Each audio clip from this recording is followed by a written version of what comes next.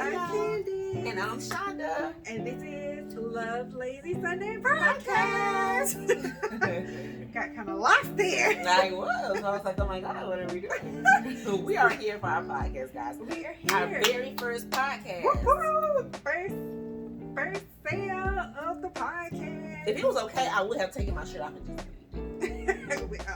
like who's that? Come on and raise. And touch it by your head, smell like a helicopter. Yeah. Who's Sunday? Y'all remember?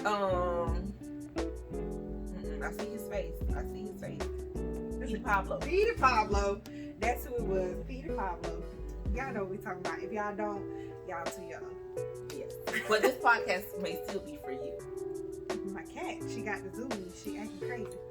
Anyway, so we wanted to do this podcast, and we just wanted to sit down and just talk. For one, me and Sean always together. We always flapping our gums and talking. It's a favorite thing to do. It's a favorite thing. Besides eating. Food is life. Yeah. Food is life. Yes. So that's our favorite thing to do. Yes. But talking is a close second. Very. So we just wanted to talk about stuff, just random things, whatever we're thinking about, stuff that we had on our mind. Things we seen on TV or something somebody told us. It could be something like a saying. It could be a quote. It could be something that we maybe even experienced in our own personal lives that we want to discuss. Yes, and we all about the laziness, and especially on a Sunday. So we hope you'll join us this Sunday and enjoy this podcast. Either listen to it or watch us, however you like to enjoy your podcast. And do not be ashamed to comment, people. Like, interact. Tell us what you think. Tell us your experiences with maybe something that we're discussing. So don't be ashamed to do that. So, in case you guys didn't know, we are also a self-care boutique. We got all the things you need to take care of self. We got like body butter, sugar scrubs, all the things to take care of your skin and for your wellness. And the reason why we decided to do a self-care boutique is because during the pandemic, like lots of businesses got started during the pandemic, because we had time to sit down and think and really analyze your life and really think about things. And it's like, we realized that we weren't really taking care of ourselves. Not at all. Like, not at all. Not even in the slightest sense. It was everybody else, everything else. We weren't taking care of ourselves even in the slightest bit. So we had to switch things up, and we want to encourage others to do likewise. Because the world has opened up. So now we're back to go, do. Right, but at the same time, we still realize the importance. You see how that same little body, and what are you doing with it? What are you doing? Oh my God. Oh my God. So, with that being said, what we want to talk about today. Okay, so here's the topic, Sean. You ready for this topic? Ooh, first topic, guys. First topic. What is our topic for today? What are we talking about? Okay. So, our topic for today is having a good work-life balance. Question, comment down below.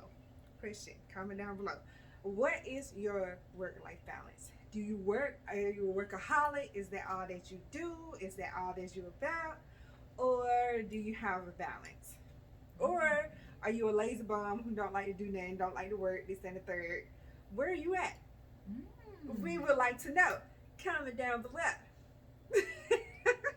That's a good question. Work-life balance. I think work-life balance, though, it depends on what type of work you do. Pray tell. It's elaborate. So, like, doctors, you know, if they are on call, of course, they got to take their work home because they have to, you know, answer the pager. Realtors like myself, you know, when I get home, there's no full off time because somebody, and I can tell somebody, have them call you back, or you know, give me a second. But at some point, I got to answer that phone call. I got to answer that text message, that email, or something like that. But then there's also people who work, and when they get home, they are completely shut off to the work world, and they're able to do whatever they want to do when they walk into the door. So I think it depends on, you know, what type of job you have. I guess so. Let me ask you this, because if y'all don't know, this chick over here do everything. She do way too much if you ask me my humble opinion. But that's okay. That's neither here nor there. But so how do you do that? Like, how do you not shut your brain off? Cause me, I'm like, I can't. My brain is constantly. My brain just constantly goes. It's just a natural thing. But I have now, as of the last 2 months, I have set aside Sunday afternoon, Sundays, lazy Sundays, self care Sundays. Yeah. And like Sunday afternoons, like from whenever I get home, I try to get home by 4. And from 4 to, whenever I get to sleep and go to bed, I am doing nothing. Like, I don't do anything with none of my endeavors, none of my businesses, nothing that I just, and it helps me reset for Monday, because usually from Monday to Saturday, I am on go mode from early Monday morning until late Saturday evening. I am on go. Everything is scheduled, planned. I got, today I got to do this, tomorrow I got to do this, So on Sundays, I'm like, I'm not doing nothing. So let me ask you this, because me, I am ADD brain. I'm all over the place, unorganized, lovable chaos. Lovable? You love me. You'll be lost without me. But I'm a chaotic person. I frustrate myself at how chaotic I am. But as far as organization go, in other areas, I'm together. But as far as organization go, I'm a hot mess. How have you been able to do that with your multiple endeavors? Because believe me, it's multiple. I just have a schedule. I have my calendar on my phone, and usually like the night before, I just look at it and I say, okay, I gotta do this. I gotta call this person. I gotta make sure I do this, and that's what I do. And when I wake up in the morning, that kind of to-do list kind of pop up on my phone, and I also have made a point to have it timed, not timed, but like time stamped. So I gotta, if I need to call somebody, I put it out like 9 o'clock. Call Ken. And then at 9 o'clock, that's when I'm gonna call you. And then I'll have it, if I have to call somebody else or send an email or something like that, I'll put it at like 10:30. And it says, send such and such an email. And then I will, when it pop up, I'm like, send it such an email. And I go ahead and do it then, because if I delay, it won't ever get done. It won't ever get done. See, that's my problem. I delay, drag to the last second. You can't be a procrastinator. Then I'll get it done now, and it be done immaculately. But I would stress myself out in the process, because I'm like, why did I wait? But that's why you be stressed out. You have to be organized, especially when you are an entrepreneur or anything like that. We're entrepreneurs, and so you have to be as organized as you possibly can. Let me tell you something about being an entrepreneur. It's okay. I encourage anybody to have their own business, because you just want to have your own. But entrepreneur is not for the faint of heart. It's not for the, because it's like you have to have the same drive that you would have in any other job or place of employment. You got to have the same drive, the same energy, but you got to do it for yourself. And oftentimes when you're doing stuff for yourself or with a friend, it's oftentimes you can be like, oh, I can wait because that's just Shonda. Mm-hmm. And you'll put it off. Or we don't have to do that right away because that's just Shonda. Mm-hmm. Do you feel like that you get on my nerve? I'm sorry. Oh.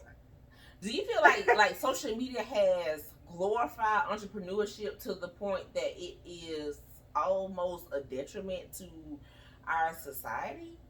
Like, I don't think it's a detriment. I feel like it still should be encouraged, but I feel like they need to give the whole picture. Because with any type of social media, they're just going to give you the pretty.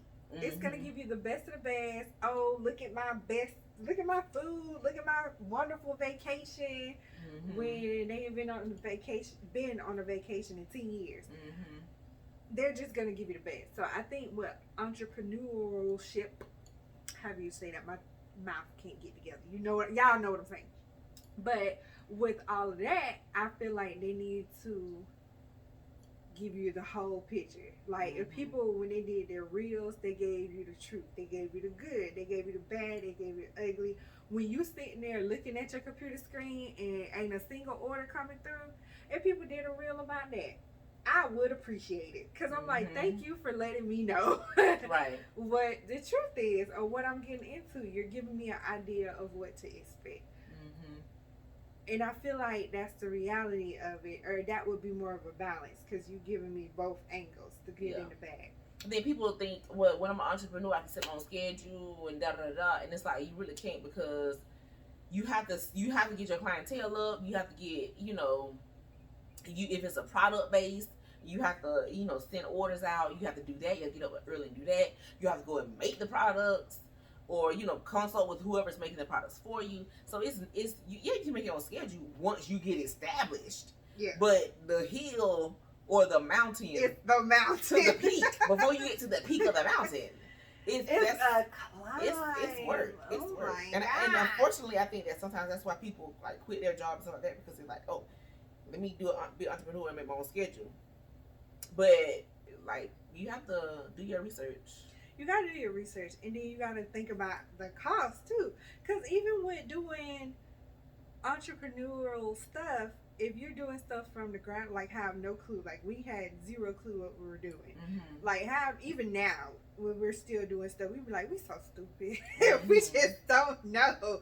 I constantly, and I thank her so much. Thank you to my mother, because my mom, she got a real business mindset. I did not know this till we started doing the business. But she got a real business mindset, and so we'll call her and be like, okay, we can't figure this math out. What we need to do? And she'll just give us the formula like off the top of her dome, like it ain't nothing. And we're like, that's it. That makes sense. That makes sense. Why didn't we think of that? Right. So it is helpful. I wish people were more willing to just give information, because honestly, here's my thing.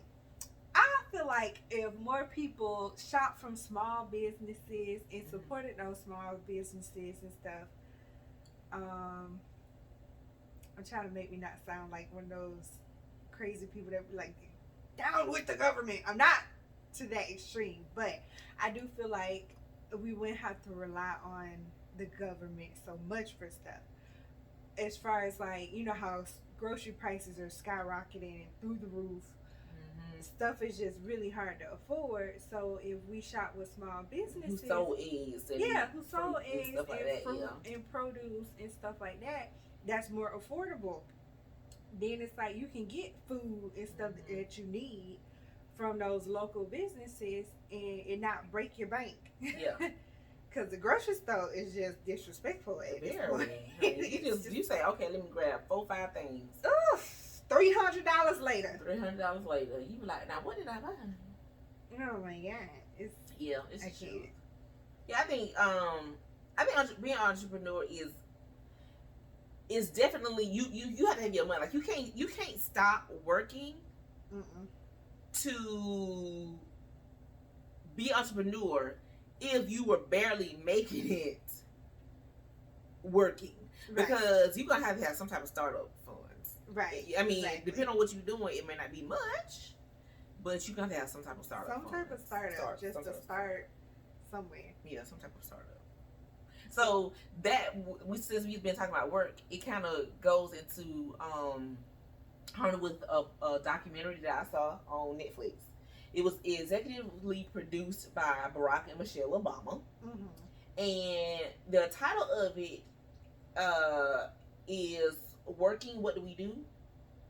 and or something to that effect. Let me make sure I say it right, because I don't want to say it wrong in case somebody want to look at it. "Working, What Do We Do All Day" is the title of it. Okay. And so basically it just tiered people by lower class people that was not even making minimum wage, middle class people who were like kind of like the supervisors of their job, and then the top people. And it was weird because, and it shows the difference in the generation, because they showed people that was minimum wage, but they was unionized, so they got the perks of being low wage people, but they still got perks because they was in a union. Then you had this girl or a couple other people who were lower wage people. They worked as home health people, and so they made low wage. They had to go and clean people's house and take them here, take them here, take them here, and they was just saying they're not getting a raise. They don't feel appreciated, yada yada yada, and their businesses was basically at the mercy of the government. So because it was Medicaid, Medicare funded, so if the government don't give that funding, then they just sitting there. But the people that was lower waged people, the older ones was the ones that had stayed at the job for years. The younger ones, that one girl, she was like, I'm gone because it's not good for my schedule, and that's nothing of course against her, but I think it shows difference in generation, because the older people are more willing to be like, I'm gonna stay here because I have time vested, or I'm gonna stay here because I have kids to feed, and not really think about I could be doing something else because I really don't like this job, but I got bills to make. Right. Well, do you? Because I feel like at some point you were that way at the place where you're currently at. We're not gonna name it, but you were for a little while. I was like, why? You was like, oh, I hate it so much, and I was like, why don't you just go work somewhere else? Because I've been there so long, and I'm just like, so. Now that's the difference with me and you. Cause I quit a job in a heartbeat. That's probably not the best thing to do. I ain't recommending that, but I'm all about.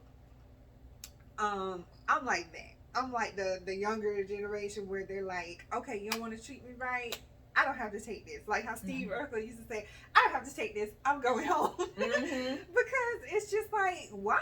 Like, why am I going to sit there at a job who they don't appreciate me, don't care about me, don't want to pay me worth a flip, and then treating me like dirt, like being nasty and disrespectful, and pretty much just like, kiss my boo because you got to do this. No, I don't. Yeah. Damn, I ain't finna stay here and deal with y'all. I think that's that's like the difference in generation. Yes. Yeah. Because people, loyalty is, and I feel like that's the difference in work environment too. Because even with that being said, because I have seen both sides of the spectrum. I have worked at an office with a doctor who was fantastic. Oh my gosh, if I could have went with her where she went and worked there where she at now, I would, because she was just that fantastic. Enjoyed working with her. We had a good team. I mean, with any team, you got your issues, but we had a good, stable team. I felt like we worked together hard. It wasn't, we learned stuff. I feel like half of the knowledge that I know with my job, I learned from her, because she gave us the opportunity to learn. Hey, come look at this. Let me show you this. If I had a question, I could ask her, and it wasn't like, what you asking me for, you peon? It was just like, oh yeah, she wanted her employees to be educated. So when they working on patients, they won't jack nothing up because they know what they're doing.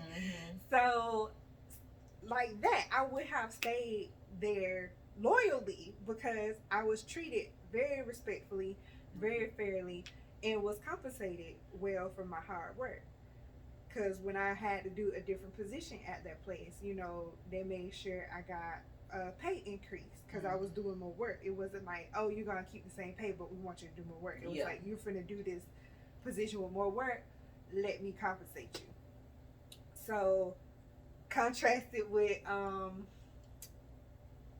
the place I'm at now isn't bad at all, but they do have some issues with some of the doctors there, I will say.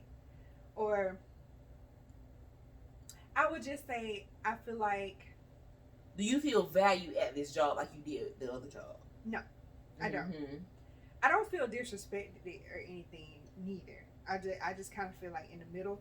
I feel like when I work with the doctor who I usually work with, it's cool, it's fine, it's no big deal. But when they need my help other places,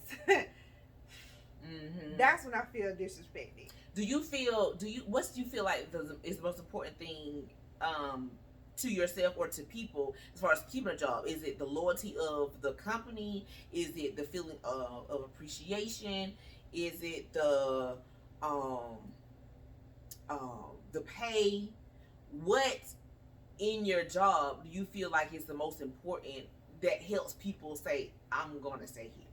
I just feel like, honestly, it's the level of respect. Because I feel like pay pay is a real good indicator to stay.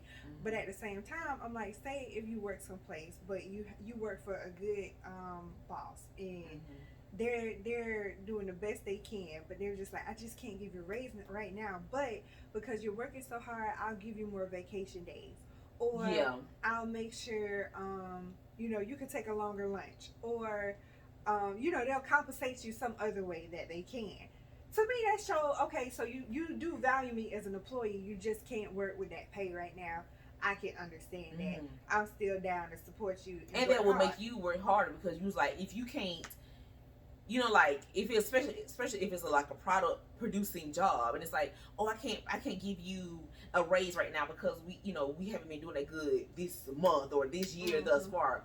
In your mind, you like, oh, I'm gonna go out there and hustle for them because they are good people. Right. They treat me good. So let me go out here and hustle for them, because if I hustle, that will help increase our revenue. And then at the end of the day, it's going to give me more money as well. I'm going to be able to get the raise I want to get. Exactly. One moment. Okay, yeah. So, I'm back. Sorry about that. So, what we're talking about? Respect. I think respect is a bigger factor, even more so than pay. Because, like you said, if someone doing production or something that they have to dish out and they just can't pay their employees at the moment, it's like, if you show the employees that you really care and value them as a human being and not just a body, not just somebody to work or whatever, just a simple thank you will make a big difference. Because like I was saying, it's one of the offices that I have worked at. Just when you go to help or to help out and don't nobody say thank you, you done came in on your day off. Don't nobody even say thank you. Have the nerve to have an attitude because stuff is getting backed up, but you're like the only one there. Or have an attitude when you leave earlier than maybe the scheduled time, and it's like, well, I don't want to be here anyway. Right, I wasn't supposed to be here. So you rather me be here and leave early, or nobody? Like, which one is it? Or I could go home if you're going to have an attitude today because stuff is not how you want it to be. I ain't going to come back after lunch. So you don't even feel like working for that because you're like, you don't appreciate me being here. So, but that's the crazy thing is that's the reason why people quit their jobs. Like, you have so many, I've noticed recently that a lot of places have now hiring, or we're hiring, or something like that, some sign, something on a billboard, some sign like in front of the store or whatever restaurant, and people are just quitting their job because they're not getting, they don't feel that like they're getting compensated for what they're working. They're not. They don't feel like they are being respected as a person, as an employee. So they feel like there's no loyalty from the employer, especially like if there's some issue between two employees. They feel like, oh, both of y'all go. They just don't feel like there's no loyalty there. So that's why a lot of people leave their jobs. And I mean, even little simple stuff just to show their employees they care. Because think about the place where me and you both used to work once upon a time. They used to do a lot more for their employees than they do now. Even that, like, do they even do a picnic anymore? Yeah. They used to do stuff like that I remember as a kid, just for their employees to be like, we appreciate y'all. And to me, I feel like that made a difference in morale. Because when you show your employees you appreciate them. Yeah, you have people you have happier people. They're going to stay there. They're going to encourage their friends that, hey, oh, we got a position here, come work with us. Right. And they're going to have all good things to say because, so it's a nice place to work. Yeah. So they encourage stuff like that. Yeah. But it's just like when people, I don't know what employers be thinking. Why they think being a mean tyrant, treating people like they're less than is, that'll get the juices flowing. People will work hard for that. Some people just forget where they come from. Like everybody at some point had to start at the base. And sometimes when people start getting up a couple of tiers, they forget what the base felt like. But I mean, even if they forgot what the base felt like, I still don't understand why they think such negativity and such evil energy or be like, oh, my employees will work hard for me, even though I'm treating them like crap and can't even say a simple thank you. Yeah. They are gonna love it here. No. It's just a lack of I don't know what's a lack of. That's why I say it's like work-life balance. Because why would somebody work somewhere where people treat them like dirt when they could be enjoying their lives? When they could be like, trying to be outside. It's summertime. It's Let's summertime. just be outside. I could be home up in the day and out the door in somebody's pool. At I ain't the gotta pool. be here. At the pool. I Laying can out, have some swimming in the fun. water, It's just drinking a mimosa. I don't have to do this. Honey. And there's so many different options nowadays that people don't have to do these media jobs that don't want to pay nobody crap. Yep. They don't have But to so do just it because no more. but the thing is, don't think that you gonna go out of sometimes a bad situation with a job and just jump into entrepreneurship and think that it's gonna be so much better because you don't have nobody to deal with. But you gotta worry about how I'm gonna get that next little couple of dollars. Right, to feed myself. Because I still gotta feed them children. or pay my rent or feed your rent, myself or something. So yes, entrepreneurship is a great way to have work-life balance, but you gotta start. You gotta start. So from the bottom. Don't be ashamed to start from the bottom. And figure it out while you scooch along. Make plenty of mistakes, because trust me, you will. And just try your darndest. The work just as hard on your own business as you will work for someone else. Yeah. That part, that is very true. Because you are your business, you are your brand. So you have to represent that at all times. Like you can't just be there's really no cut off when you are your business and your brand. There's no day off, no time time slot off. You are your business and brand. Every time somebody look at you, you have to be your business, you have to be your brand. I know. I hate that no time off, because I love just not doing that. I mean, but you don't have to be like all into it, like, this is my but you can some kind of way show and represent, like, this is my business and this is my brand, this is what I do. Yeah. Because you never know. You have to tell people that. That's what I realized. Somebody had said this, and it makes so much sense. If you are doing a business and you are an entrepreneur, you have to tell people this is your business. Right. You can't not say you have a business in your mind and you know that, but all these people here don't know that. Tell all these people, because you never know, your customer is probably sitting here waiting. I was looking for somebody that know how to do X, Y, Z, and you just sitting there I know how to do it, but I'm just not gonna say no. I want them how to tell these people. Oh, I know how to do it. Tell what you need? I got you. Tell these people, honey, because you gotta pay these bills. Yes. Tell these people. It's a way to get it done. Like I hate that you gotta have so many hustles, but to have a good, decent work-life balance. Because I mean, honestly, I feel more busy. Even though I can kind of switch my schedule up, I don't want to call it a normal job, but just to differentiate the two. I don't want to work a normal job like normal anymore. I just work mainly part-time with my other jobs too. But what's funny is, even though I'm doing more things, I still have more time for my mental well-being that I have to take. Yeah. Because I can't. When I fill in, trying to be nice and help out, and I get the lick my boot effect, I just be like, I don't have to deal with this. I'm not doing this no more. And so it's fine. I mean, it may affect your pockets a little bit, but if you don't mind switching stuff up and budgeting and whatever, then you can do it. You can do it. It can be done. Okay, I think this is a good first podcast. You think so? I don't know. Y'all think we talk too much? Y'all think we talk too much? Comment below. Just tell us what you think. Bye. Hope you like us. Bye. Tell us what your work-life balance is. Comment down below. We'll talk to y'all next time on Love Lazy Sundays podcast.